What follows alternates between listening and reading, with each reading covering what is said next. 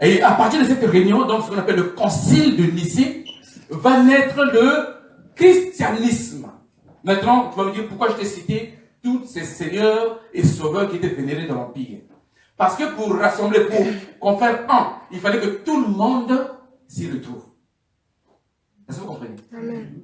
Donc ils ont pris les qualités de Horus, Amen, de Bouddha, de Krishna, de Mitra et de Yeshua. Vous comprenez? Amen. Ils ont pris toutes les qualités. Donc si on dit que Mitra par exemple est ressuscité, mais on l'appelait Seigneur des Seigneurs. Amen. Mais qu'on n'appelait pas le Rédempteur. Qui on appelle le Rédempteur? Mitra. On prend la qualité de la tribu de Mitra, on l'ajoute. Amen. De sorte que le personnage de Jésus avait toutes ses attributs. Amen. Amen. Donc il est en même temps Messie, Sauveur, Rédempteur, la voie vers le Père, le pardon de péché, tout. Alors, tu ne peux pas. Tu me suis? Amen. Et pourquoi ils ont retenu le nom de Horus? Parce que à cette époque, le culte d'Astarté, donc Isis, battait le plomb et était le plus puissant. Est-ce que tu me suis? Et le plus fort. Or, qui avait les qualités d'ailleurs? C'est Krishna. Est-ce que tu suis? Voilà pourquoi ils ont dit Horus Krishna. Ça donne quoi? Jésus-Christ. Amen. Est-ce que tu peux acclamer, Seigneur? Kosa. Ah, voici. Amen.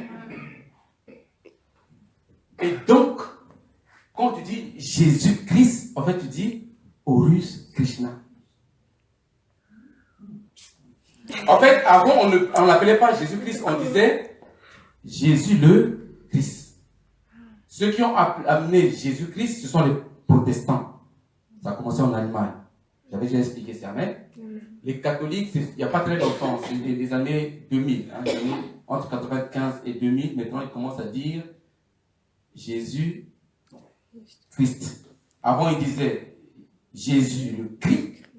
Après ils ont dit Jésus Christ. Les gens connaissent ça. Ne prononcez pas le Christ. Ce sont les protestants qui ont commencé à prononcer le ST.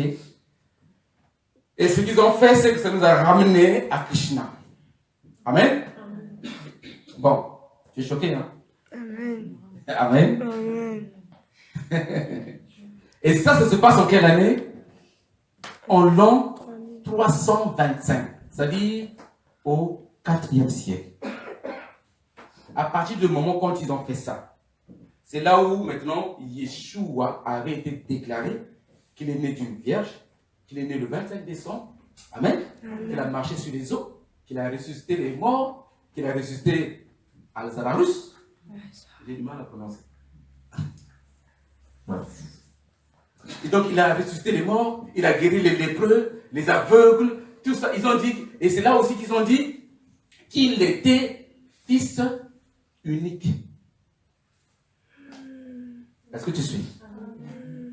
C'est là aussi qu'ils ont déclaré la maman de Yeshua vierge. Elle est restée vierge. Parce que dans la doctrine, dans le culte d'Isis, Marie est toujours vierge. On l'appelle comment? La Vierge Marie. Donc même si elle a eu des enfants avec Joseph, on continue à l'appeler la Vierge Marie. Tu connais le frère de Yeshua, il s'appelle comment? Il avait 3 frères célèbres. Jacques, Jude et Siméon. Amen. Mariam a eu des enfants, mais on continue à l'appeler Vierge. Amen. Et on lui a donné toutes ces attributs-là pour conformer un seul. Et voilà comment est né le christianisme. Et le christianisme a été imposé. Et ça, on ne le refuse pas. Amen. Quand on parle du proxélytisme, du christianisme, aujourd'hui, nous, on peut prier ici tranquillement. Avant, c'était grave. Amen. Et les disciples de Yeshua, qui ont refusé cette nouvelle doctrine-là, ils ont été pourchassés.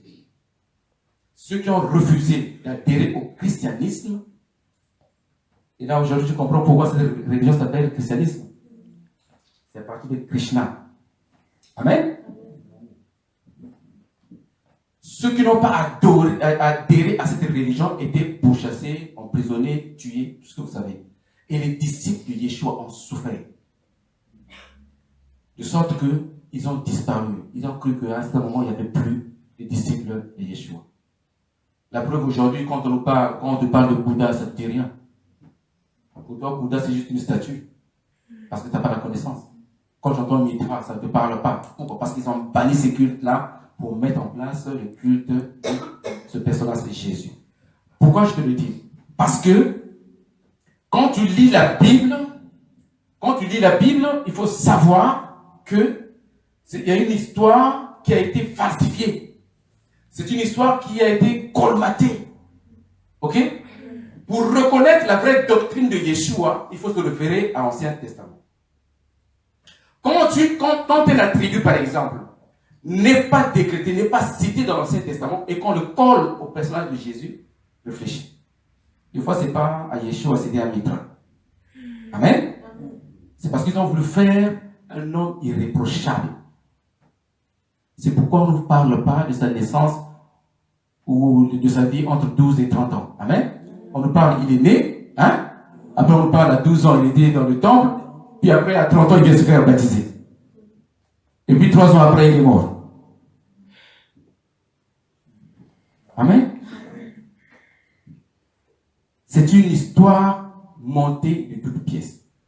Par ailleurs, que ta foi ne t'en va pas. Amen. Amen.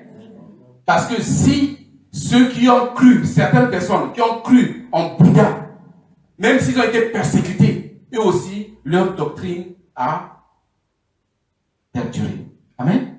Ils se sont cachés. Aujourd'hui, ils sont ressortis. Bon, le culte de Mitra, on ne le voit plus, mais le culte Horus, c'est le même culte catholique. Il n'y a aucune différence. Le catholicisme est à 80% égyptien. Amen. Mais les disciples de Yeshua aussi, il y en a certains qui ont dit, nous, on ne rentre pas dans votre nouvelle religion. Amen. Nous, on veut garder notre Seigneur et Sauveur tel qu'il était. On les a maltraités, ils se sont enfuis. Après, ils ne priaient plus en public. Qu'est-ce qu'ils ont fait? Ils commençaient à prier dans les maisons. Amen. À prier dans les maisons, à transmettre la connaissance. Nous, notre Seigneur, ce n'est pas Mitra, ce n'est pas Bouddha, ce n'est pas Horus, ce n'est pas Krishna. Amen. Nous, notre Seigneur, celui qui a payé pour nous, celui qui est venu, que les Hébreux attendaient, c'est Yeshua, Mashiach le véritable. C'est lui qu'on va célébrer. Amen. Les autres peuples veulent prier Krishna, même s'ils ont des réponses, c'est leur problème. Amen. Ils peuvent invoquer Mitra, même s'ils ont les réponses, ça c'est leur problème. Nous, notre Seigneur, c'est Yeshua, Mashiach. Amen. Amen. Et tu gardes ta foi. Parce que lui aussi, il a existé.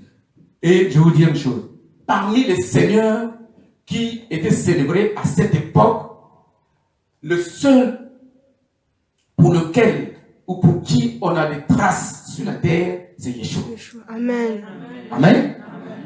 Les autres, c'était, on disait, mais on n'avait pas de preuves, sauf pour Horus, qu'on connaissait la date de naissance, mais les autres, on disait, ils ont vécu, mais c'était plus idéologique. Mais à cette époque-là, en l'an 325, la preuve de Yeshua est là. Amen. Amen. Il a vécu. Au moins, nous, on a une bonne raison de dire que ce n'est pas un mythe. Amen. Amen. Le seul problème, c'est que des fois, on lui a donné des choses, on lui a fait dire ce qu'il n'a pas dit. On a pris les paroles de Mitra, de Horus, des fois, on lui a collé. Amen. Mais la parole est là. Et comment tu vois, il faut que tu aies l'esprit de recherche de la vérité. Amen. Amen. Voilà pourquoi j'ai dit au départ, ils veulent que nous, on laisse la Bible, qu'on n'utilise pas la Bible, qu'on crée notre livre à nous, propre à l'histoire de Yeshua. On a dit, avant que ça n'arrive, il faut d'abord qu'on décortique. Qu'est-ce que vous lui avez fait dire? Et qu'est-ce que vous avez reproché? Amen. Qu'est-ce qui lui appartient? Qu'est-ce qui ne lui appartient pas? Nous savons que le Seigneur a vécu sur terre. Il est né. Amen. Il est mort et ressuscité. Et aujourd'hui, tout le monde sait que le vrai Seigneur qui reviendra pour juger les vivants et les morts, c'est lui. Amen. Amen. Amen. même, bon, je ne vais pas citer les religions. Amen. Amen. Toutes les religions le savent. Le seul qui viendra pour juger, c'est Yeshua. Amen. Amen. C'est lui qui viendra pour juger. La preuve, même quand on dit pour, on a dit pour qui? Pour Krishna, qui viendra faire quoi? Il viendra se battre contre le diable. Mais il ne viendra pas pour juger. Est-ce que tu me suis? Amen. Le seul qui a cet attribut de juge, on va dire ça, le juge de l'humanité, c'est Yeshua. Amen. Amen. Et il a bien vécu. Seulement on a pris son histoire. Que ça ne te traumatise pas. C'était un homme, amen, comme toi et moi. Bon, dis-moi, qui n'a pas encore reçu un faux témoignage, tel que nous sommes là. Sur qui on n'a pas encore dit de mensonge. Tu n'as rien fait. Amen. C'est pas toi, on te dit que c'est lui. N'est-ce pas? Tout le monde a reçu ce témoignage. Et quand vous croyez que Yeshua allait être épargné, déjà, même quand il faisait les miracles, on disait que c'est par la puissance de Belzéboul. Amen. C'est le démon qui habite en lui qui fait ça. Donc le monde, les Romains ont voulu lui donner des choses qui ne lui appartiennent pas. Des paroles qui ne lui appartiennent pas. Voilà pourquoi ils insistent que la personne n'est pas importante. Que Yeshua en tant qu'homme n'est pas important. Le plus important, c'est quoi? C'est la parole. Comme ça, tu vas aller te perdre là-dedans. Parce que si tu commences à connaître la personne, tu sauras où il est né, ce qu'il a fait. Amen. Tu vas connaître. C'est pour te perdre. Amen. Et avait béni sa parole. Donc, Yeshua, nous connaissons cette personne. Nous connaissons son œuvre à travers la parole et surtout ne jette pas l'Ancien Testament. Parce que s'il y a quelque chose qui ne corrobore pas entre l'Ancien Testament et le Nouveau Testament, jette-le. Amen. Ou alors pose-toi des questions. Comme on l'a vu dimanche dernier pour son nom. Amen. La prophétie d'Ésaïe, Ésaïe 7, 14 dit quoi? Que la Vierge sera enceinte et va enfanter, elle lui donnera le nom de Emmanuel. Amen. On prend cette prophétie-là, on vient la citer dans le Nouveau Testament, dans Matthieu 1er, le verset 23. Amen. Si je me trompe, 22, 23, on dit quoi? Que le fait que la Vierge Marie, à l'époque, elle était vierge, on peut le dire. Amen. Amen.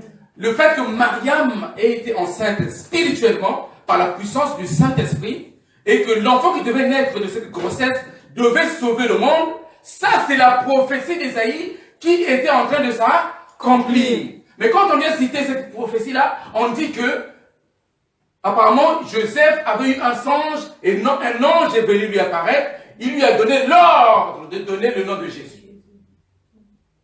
Mais il cite quand même que c'est la prophétie d'Ésaïe qui s'accomplit. Et là, quand tu arrives là, tu dis, il y a un problème. Amen. Donc, ce qui ne corrobore pas avec l'Ancien Testament, fais attention. Résumé, le nom véritable du Messie, Seigneur et Sauveur, hébraïque, de la lignée d'Abraham, d'Isaac, de Jacob, son nom c'est Yeshua. Amen. Amen. Amen. Yeshua qui veut dire en français? Emmanuel. Emmanuel. Emmanuel veut dire quoi?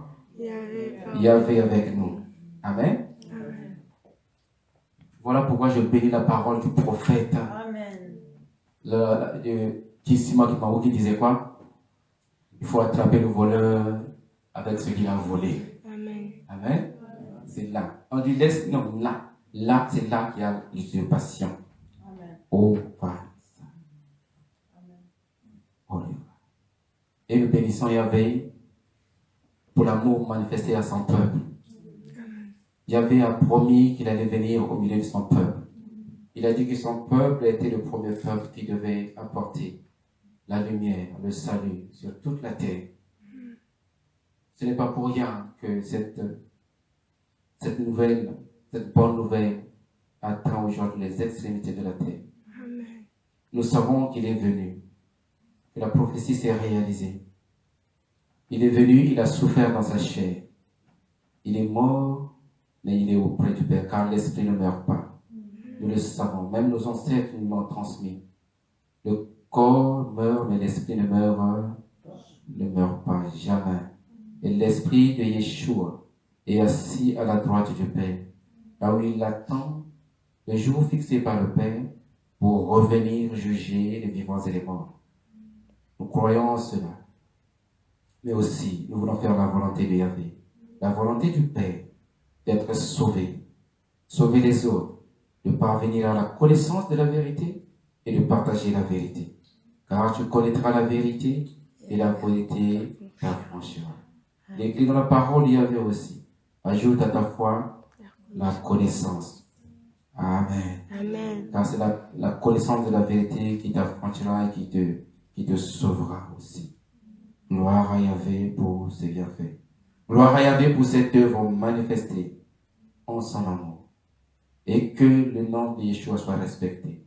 De la même manière que nous célébrons, que nous craignons le nom du Père, puisqu'il est écrit dans Matthieu 6, Notre Père qui es aux cieux, que ton nom soit sanctifié. Quel est ce nom que tu dois sanctifier? Sanctifie le nom du Père. Et si tu sanctifies le nom du Père, alors tu sanctifies le nom du Fils. Amen. Car le Fils et le Père sont un. Le Fils est dans le Père et le Père est dans le Fils. Et Yeshua a dit que nous aussi nous devons être un. Comme lui et le Père sont un. Afin que nous rentrons dans cette unité incommensurable. Afin que nous, Yeshua et le Père, nous fassions un. C'est-à-dire nous soyons dans la même famille. Alléluia. Ouvre-nous, Père, encore de l'intelligence. Renouvelle notre intelligence, Père, afin que nous sachions discerner ce qui est bien, ce qui est vrai et ce qui est parfait. Nous avons besoin, ô Yahvé, d'être dans la lumière. Tu nous as appelés à venir à la lumière. Et tu as accompli ces temps, ô Yahvé. Ce n'est pas pour rien que tu nous as suscités. Ce n'est pas pour rien, Yahvé, que nous sommes là. Parce que Dieu veut nous affranchir. Gloire et honneur à toi, Yahvé, qui fait toutes choses bonnes en son temps. Au nom de Yeshua, notre Seigneur et Sauveur. Amen. Amen. Amen.